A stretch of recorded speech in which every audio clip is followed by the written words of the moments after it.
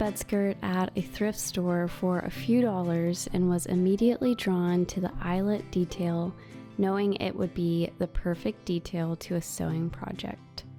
This project, as you will see, took some trial and error, which is expected when you're going away from the original pattern. Using the bed skirt posed a few problems, but in the end, I think it turned out great. So here's a question for you.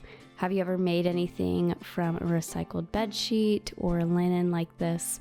I would love to hear what you made and hear some more inspiration for future makes. After washing the bed skirt, I separated the large flat sheet from the skirt portion by snipping at an edge and pulling the fabric apart.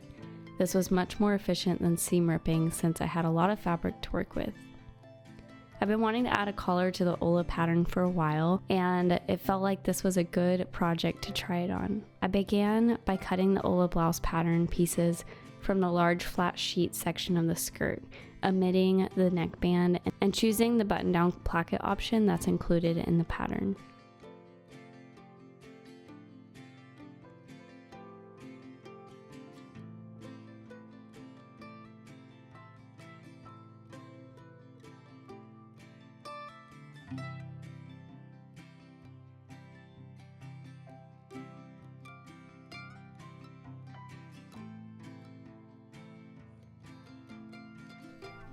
Another tricky thing was gathering this bed sheet. I chose to use a different method which turned out to be so simple. So here's what I learned.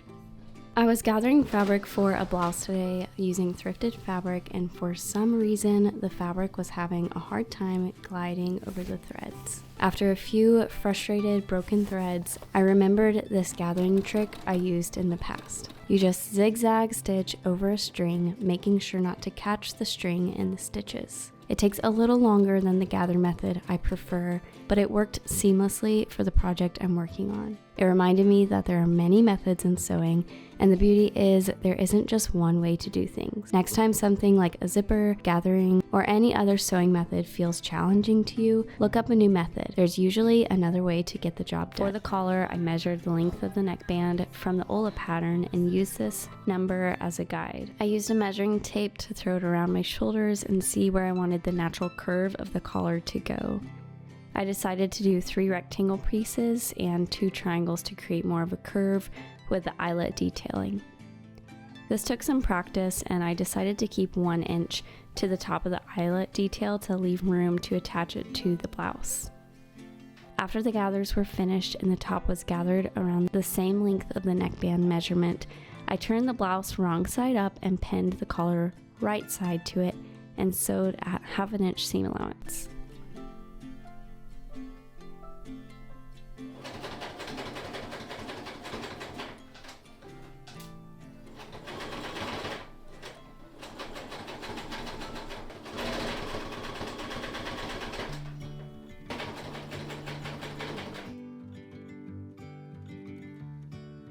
I flipped the collar over and ironed everything, folding the collar to the right side.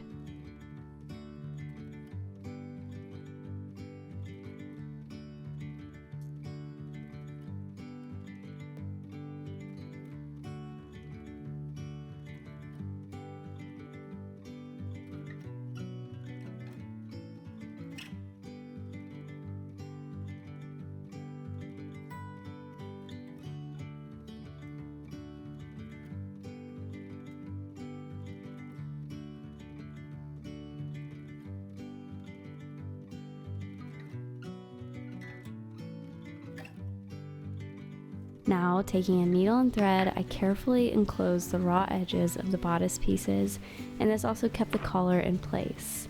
You can see how, since the collar wasn't cut on the bias, it doesn't curve as nicely as I hope, so this was a lesson learned and a note for next time.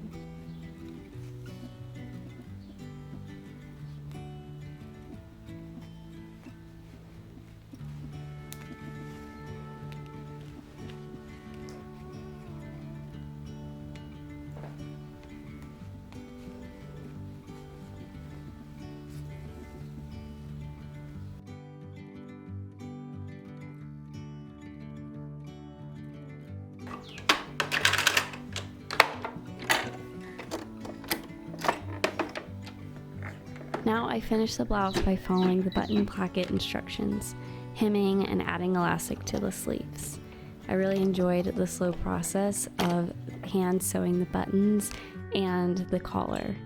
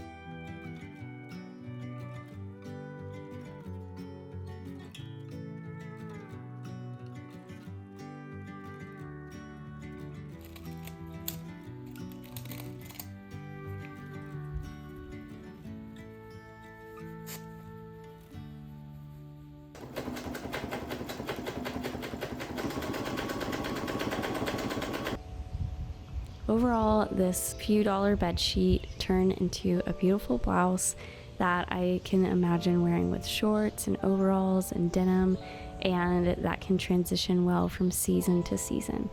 I hope this inspires you to think about what is in front of you, whether it's a bed sheet or a pattern that you've already made a few times, how you can change it up and make something beautiful for yourself.